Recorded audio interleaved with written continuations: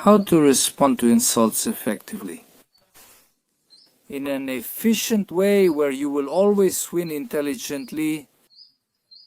To talk about this topic, I want to basically go to two main areas. The area of what would be the roots of this problem, which unfortunately happens a lot. And then to the part with more practical suggestions of what to actually do on the ground in practice. I'm going to tell you that on a spiritual level, our sages explain that the person who is insulted and remains silent, that is the person who could really respond but stays quiet. He controls his instinct to respond, to take revenge, to say something back to what he heard, to defend himself or even to attack the other person. And he keeps silent, our sages say, like someone drinking a glass of water with a full mouth, unable to speak. He receives a spiritual light, a divine reward, that is, divine gifts that even the angels cannot attain. That is, the person who breaks his nature by not saying what he would like to say. That is, letting his animal instinct run free by responding, by taking revenge, by letting out the resentment he has in his heart, and he stops himself, he receives. In Hebrew, or means light. Ganus means hidden, a hidden light. That even the angels, I'm saying it in my own words freely, even the angels can't achieve that, they don't acquire it.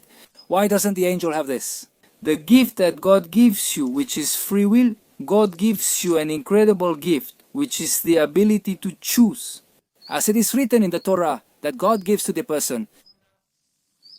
If I say it in biblical Hebrew, I translate freely. The quote can be very close. The literal says that God says to the person, I set before you, in front of you, life and death, good and evil, and you'll choose life. As I said, it's close to the literal.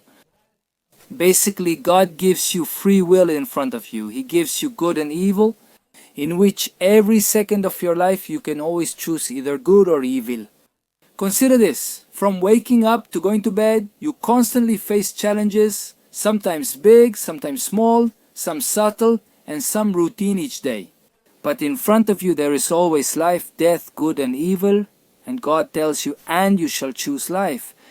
You need to understand this on a spiritual level. The fact that someone presents you with a challenge in which you are insulted or you are shamed in public. Basically, God gives you something very great. It's a very great treasure that God gives you. This may be the first time you've heard this, but you need to know. The person who is insulted, shamed in public, and basically passes this test by not responding, of lowering their head. Now let's talk more about practical suggestions, which is, in my humble opinion, what we need to do.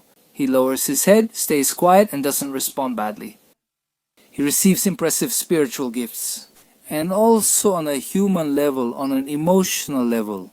The person is cleansed. God cleanses him. It's a deep cleansing. Just like a garment. When you really have a party and you have a suit or a dress that you really want to be spotless, impeccable, clean, without any stain, ironed, where do you take it? To the dry cleaners, to dry cleaning, to steam ironing.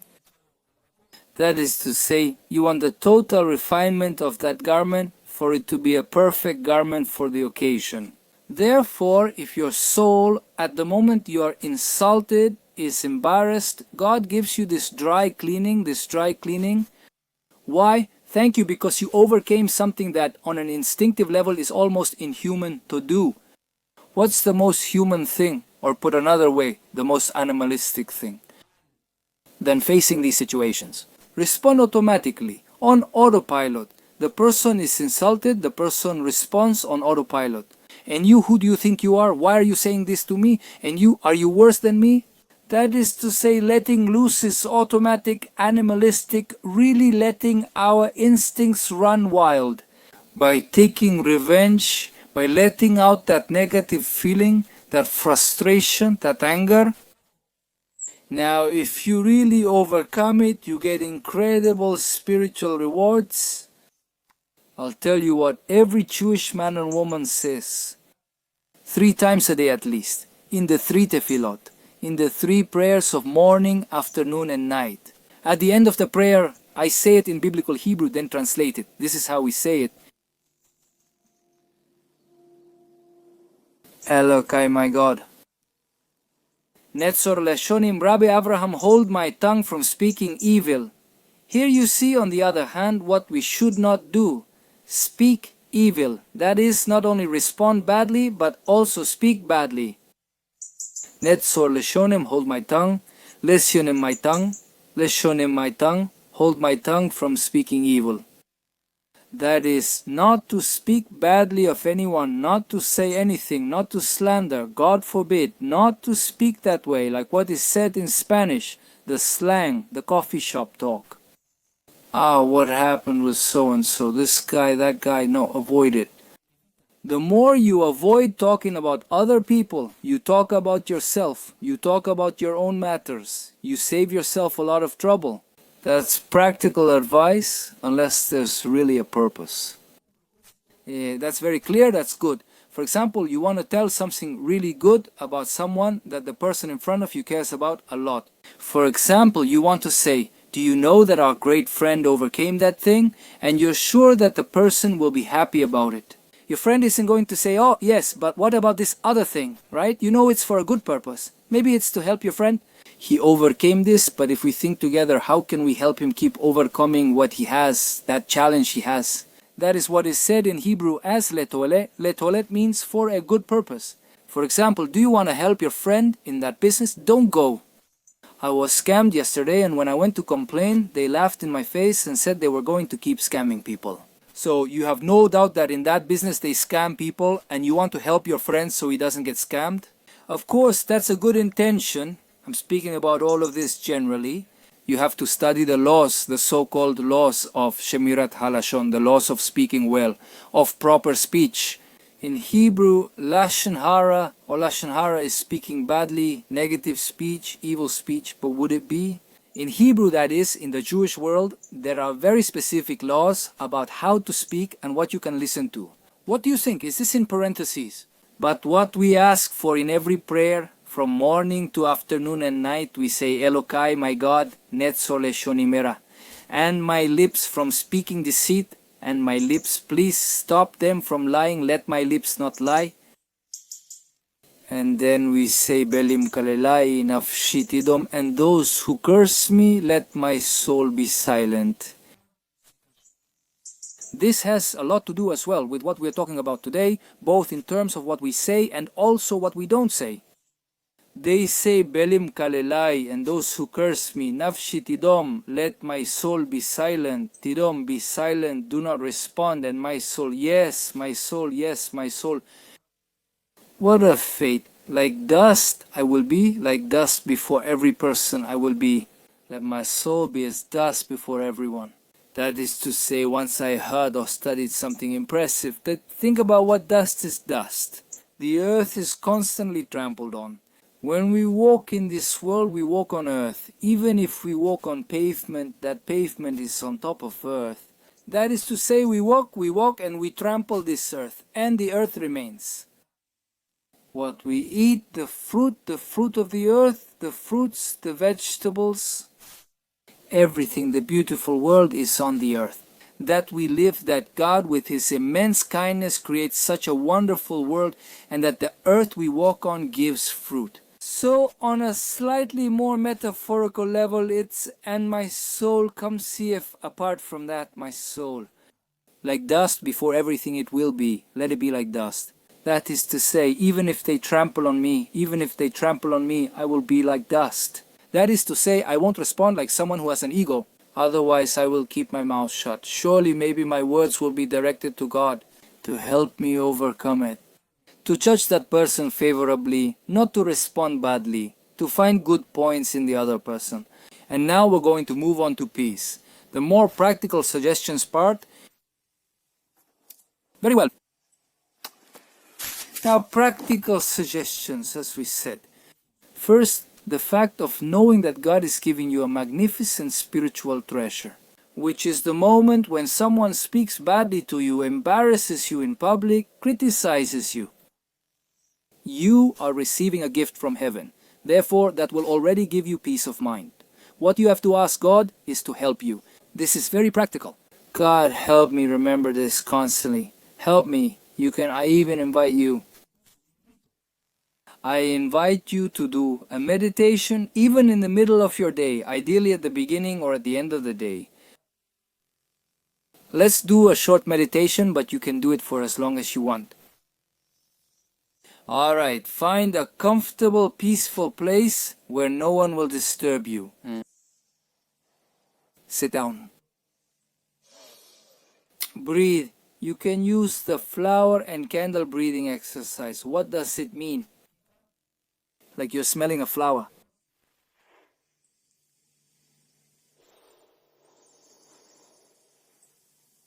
And you blow out the air like you want to blow out a candle. You inhale as if smelling a flower.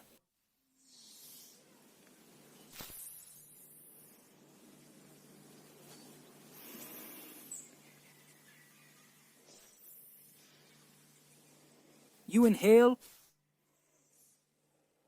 You hold your breath for a few seconds.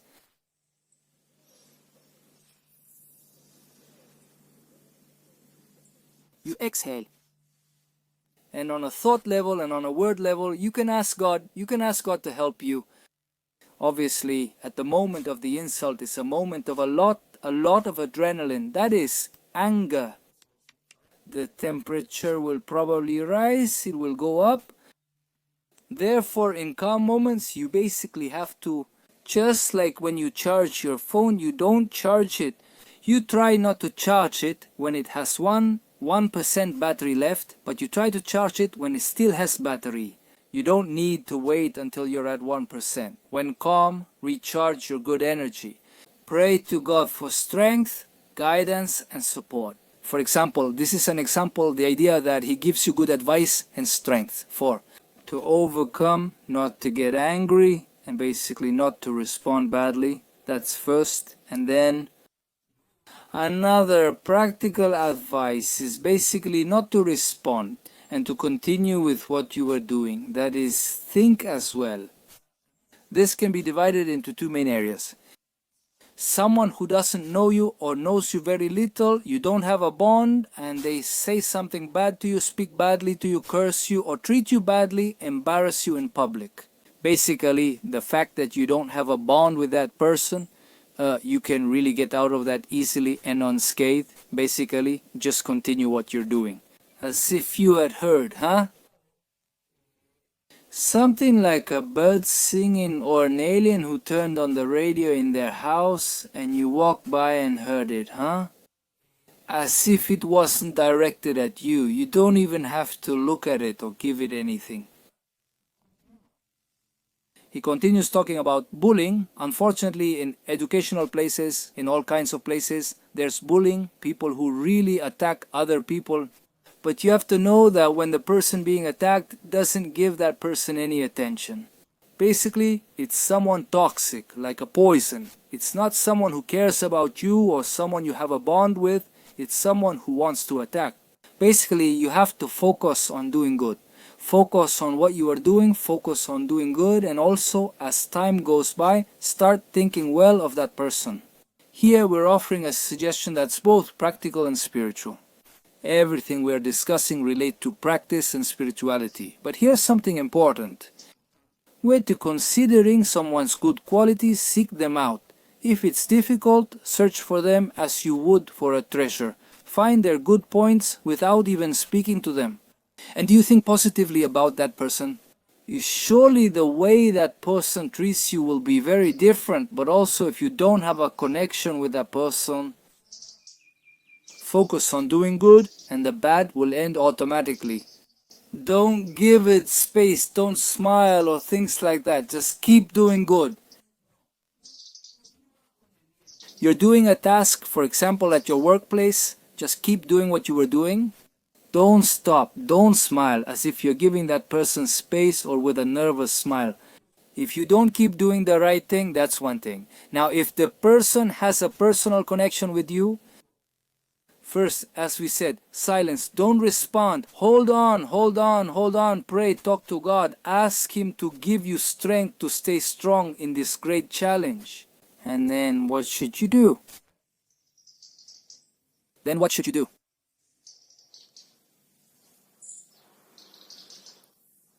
Approach that person privately. It could be with a text message if you don't feel comfortable calling him or her, or you can write an email basically, but wait until you are clean, until you are calm. That is, if the adrenaline, the fire of anger or frustration is still very present, wait for the fires to calm down. If that person is also angry, wait for things to settle. Let water flow. As the saying goes, let it flow under the bridge. And when you and that person are calm, that's when you should approach that person. For example, if it's with a message, look, I want to tell you that what you said really hurt me. I judge you favorably, maybe you had a bad day. That is, can you talk about yourself first? That is, in English, it's called the I message. That is, it hurt me a lot. I felt really bad. It was really hard for me. That is, no, you are you. It can't be that you do this to me. It can't be that you say this. It can't be that the moment you attack the person feels attacked and automatically reacts. Most likely, as we talked about before, they will want to respond negatively, more on an instinctive level. That is, the person is attacked, they defend themselves. No, both sides need to be calm and talk about yourself. It hurt me a lot, it's very hard for me, I would like our bond to become stronger. How can we do it? Basically, think positively, speak positively, and speak from your own place, from your pain. And giving the benefit of the doubt to that person who maybe had a bad day, maybe things just went wrong for them. In other words, look for positivity everywhere. That will move you, that person, and the relationship from a bad place to a good one, God willing. Therefore, this is very important. On one hand, knowing by doing, to sum up what we talked about, knowing that the moment you govern yourself, self-govern and overcome yourself. As our sages explain in the Mishnah, the sacred book of the Mishnah by our Jewish sages about 2,000 years ago. They say that the person, I'll translate it later into biblical Hebrew, is who is the Gibor, the strong one, the one who conquers his inclination toward evil. And it says much more, he is a Gibor, he is braver and stronger than someone who conquers a city. That is to say, this is something very profound. A person can be a great conqueror, a great military leader, an impressive figure, apparently strong, and someone who conquers cities. But if anyone says even one word to him, right? In just the right tone, the person, like an animal, loses his temper, gets angry and shouts. Think about it, is that person strong? If every half word someone says to him that's not in the perfect tone makes him angry, is he someone strong or is he someone weak? Our Jewish sages explain that this is someone weak. Who is someone strong? The one who controls his evil inclination, his inner animal. Because God created us. God created us. That's how He made us from the start. It's not a factory defect. God forbid. God created us with an animal soul and a divine soul. And our whole life is basically a natural struggle between the divine soul and the animal soul. That's the challenge of life. That's why it's what we talked about at the beginning. God tells us, I have given you life and death, good and evil before you, and you will choose life. Therefore, this is very profound. The moment you know that you live in your inner world, there is an animal soul, a divine soul that is in constant struggle. And the animal soul obviously wants comfort. It wants what's good for itself. It doesn't want what's good for others. That is, basically, it's like the most selfish part of myself, basically taking care of myself, the most animal part, survival, the survival instinct. If someone speaks badly to me, getting angry, yelling, just like an animal would. But the divine soul is a soul that is a soul. Everything is made by God. God is our creator, the Almighty, obviously. God created us this way, as we said from the beginning, to give us spiritual gifts, spectacular, impressive spiritual treasures. Why? because we choose life, every good deed, every time we overcome and let our divine soul win over the animal soul. They are impressive spiritual blows that one receives, much more than the angels, because angels are basically sent by God to do God's will, but they don't have free will. The angel lacks an animal or divine soul. It is God's messenger, sent to fulfill God's will and aid this world. Go ahead and continue. But basically the person has to choose good, and God gives each individual, gives you the possibility to choose good. Therefore, to sum up, every time you understand in this challenge that they insult you and you overcome it, first you receive amazing spiritual gifts, then you grow spiritually and also materially, which means even your material life will be filled with blessings. The moment you live a life of doing God's will, you live a much more defined and less animalistic life, much more defined, in which you want to do good. Your divine soul wants to help others, to do chesed in Hebrew, to perform acts of kindness, that is basically to move away from selfishness and be altruistic. This obviously will bring you, God willing, spiritual and material blessings. And so your relationships in your life will be much more, as they say in Hebrew, much more blessed. May we first and foremost have the merit to always remember everything we discussed today. To be in constant connection with God, in tefillah, in continuous prayer, in ongoing dialogue with God, to ask God for guidance and help choosing life. Or Bachata Bachaim, always choose life. Success and blessings.